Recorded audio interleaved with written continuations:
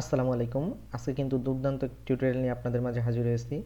আজকের টিউটোরিয়ালে আমি দেখাবো ফটোশপের এ থেকে জেড পর্যন্ত 26টি শর্টকাট, যে শর্টকাটগুলো ব্যবহার করে আপনি খুব ইজিলি হয়ে যেতে পারেন একজন ফটোশপের মাস্টার। তো চলুন শুরু করা যাক।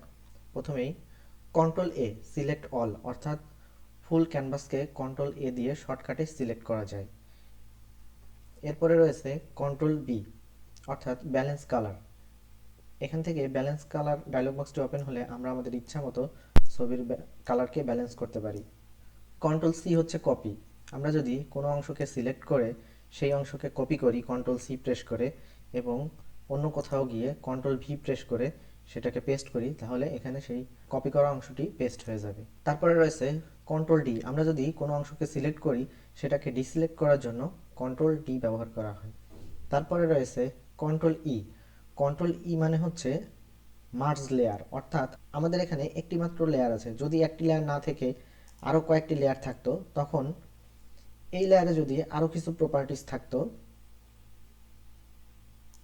যেমন এই লেয়ারে যদি আমরা সেই কপি করা অংশটিকে পেস্ট করি এখানে, এখন কিন্তু এই অংশটা আমরা মুভ করতে পারতেছি। বাট আমরা যদি এই দুইটি লেয়ারকে শিফট প্রেস করে সিলেক্ট করে তারপর কন্ট্রোল ই প্রেস করি, তাহলে কিন্তু এই দুইটি লেয়ার মার্জ হয়ে যাবে। এখন কিন্তু আমি চাইলেও এই কপি করা অংশটুকুকে আলাদা করে মুভ করতে পারবো না, কারণ এটা এখন পুরোটা একটা ক্যানভাসের রূপ নিয়েছে।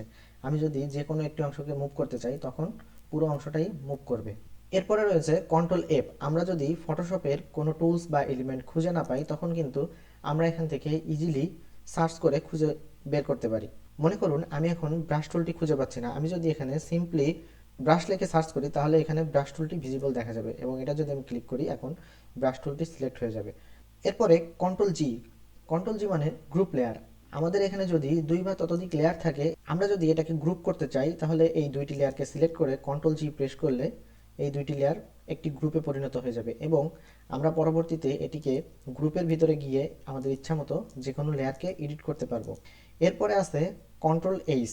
কন্ট্রোল এইচ দিয়ে কোনো সিলেকশনকে শো এবং হাইড করা যায়। আমরা যদি কন্ট্রোল এইচ প্রেস করি তাহলে এই সিলেকশনটা হাইড হয়ে যাবে এবং যদি আবার কন্ট্রোল এইচ প্রেস করি তাহলে এই সিলেকশনটা আবার শো করবে। তারপরে আছে কন্ট্রোল আই। কন্ট্রোল আই দিয়ে কোনো সিলেকশনকে ইনভার্ট করা হয়, অর্থাৎ আমরা যদি কোনো অংশকে সিলেক্ট করে কন্ট্রোল আই প্রেস করি তাহলে এই অংশটা ইনভার্ট হয়ে যাবে। এরপরে আছে control J. Control J copy layer. আমরা যদি কোনো লেয়ারকে সিলেক্ট করে কন্ট্রোল জে প্রেস করি তাহলে ওই লেয়ারটা ডুপ্লিকেট হয়ে যাবে। তারপরে আছে কন্ট্রোল কে। কন্ট্রোল কে হচ্ছে প্রিফারেন্স জেনারেল, অর্থাৎ আমাদের এই ওয়ার্ক স্পেসের বিভিন্ন সেটিংস এখান থেকে আপনি ইচ্ছামতো চেঞ্জ করতে পারবেন। এরপরে আছে কন্ট্রোল এল। কন্ট্রোল এল হচ্ছে লেবেল। আমাদের এখানে যে ইমেজটা আছে এই ইমেজটার যদি আমরা কালার চেঞ্জ করতে চাই তাহলে কন্ট্রোল এল প্রেস করে এখান থেকে আরজিবি মোড সিলেক্ট অবস্থায় বা যে কোনো মোড সিলেক্ট করে কালারটাকে এখান থেকে কম বেশি করা যাবে। তারপরে আছে কন্ট্রোল এম কার্ভ। সেম লেবেলের মতো আমরা এখান থেকে কালার মিক্সচারটাকে চেঞ্জ করতে পারি।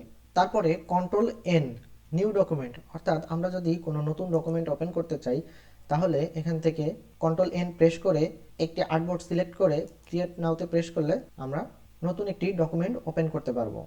কন্ট্রোল ও। কন্ট্রোল ও প্রেস করে আমরা নতুন কোনো ফাইল ওপেন করতে পারবো।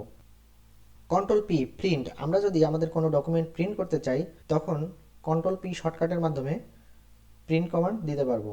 তারপর control Q. Control Q press করে আমরা ইজিলি ফটোশপ থেকে এক্সিট নিতে পারি। তারপর control R. Control R press করলে উপরে রুলার ভিজিবল এবং আনভিজিবল হবে। তারপর কন্ট্রোল এস, এটা আমরা সবাই জানি save document. Control S press করলে আমরা আমাদের ডকুমেন্টটাকে সেভ করতে পারবো। তারপরে কন্ট্রোল টি ট্রি ট্রান্সফর্ম। আমরা যদি কোনো লেয়ার সিলেক্ট রেখে কন্ট্রোল টি প্রেস করি তাহলে ওই লেয়ারের উপর একটি ফ্রি ট্রান্সফর্ম বক্স চলে আসবে যেখান থেকে আমরা ওই অংশটাকে ইচ্ছা মতো ছোট বড় করতে পারবো। এরপর control U. Control U press করে আমরা যে লেয়ারটা সিলেক্ট থাকবে ওই লেয়ারটার কালার মোড চেঞ্জ করতে পারবো এবং স্যাচুরেশন কম বেশি করতে পারবো। তাছাড়াও ইমেজের ব্ল্যাক অ্যান্ড হোয়াইট ব্যালেন্স করার জন্য এই অপশনটা ব্যবহার করা হয়। তারপর কন্ট্রোল ভি। কোনো অংশকে সিলেক্ট করে কন্ট্রোল সি দ্বারা কপি করে সেটাকে আমরা বাইরে কোথাও নিয়ে গিয়ে কন্ট্রোল ভি দ্বারা পেস্ট করতে পারি। তারপরে কন্ট্রোল ডাব্লিউ। কন্ট্রোল ডাব্লিউ দ্বারা আমরা এই যে ডকুমেন্টটা ওপেন আছে এই ডকুমেন্টটাকে ক্লোজ করতে পারি। এখানে একটা পপ আপ আসছে, আমি এটাকে সেভ করতে চাচ্ছি কিনা। আমি এটাকে ক্যান্সেল করে দিলাম। এরপরে আছে কন্ট্রোল এক্স। কন্ট্রোল এক্স দ্বারা আমরা কোনো অংশকে সিলেক্ট করে ওই অংশকে কাট করতে পারি এবং ভিন্ন কোথাও নিয়ে গিয়ে পেস্ট করতে পারি। এরপরে আছে control Y, proof colour. Control Y press করলে আমাদের যে এখানে আরজিবি কালার মোডটা আছে এই কালার মোডটা চেঞ্জ হয়ে সিএমওয়াইকে কালার মোডে পরিবর্তিত হবে। দেখুন, আবার যদি আমি প্রেস করি তাহলে এটা আবার আরজিবি কালার মোডে ফিরে আসবে। সর্বশেষ আমাদের যে শর্টকাটটি রয়েছে সেটি হচ্ছে কন্ট্রোল জেড। কন্ট্রোল জেড হচ্ছে আন্ডু, এটা আমরা সবাই জানি। আমরা যদি কোনো একটি কাজ করি এবং সেই কাজটি যদি আমাদের ঠিকমতো না হয় তখন আমরা কন্ট্রোল জেড প্রেস করে এক স্টেপ ব্যাকে চলে যেতে পারি। তো এই ছিল ফটোশপের এ থেকে জেড পর্যন্ত 26টি শর্টকাট। ভিডিওটি কেমন লাগলো অবশ্যই কমেন্টস করে জানাবেন। আর আপনি যদি আমার ইউটিউব চ্যানেলে নতুন হয়ে থাকেন অবশ্যই সাবস্ক্রাইব করবেন। ধন্যবাদ।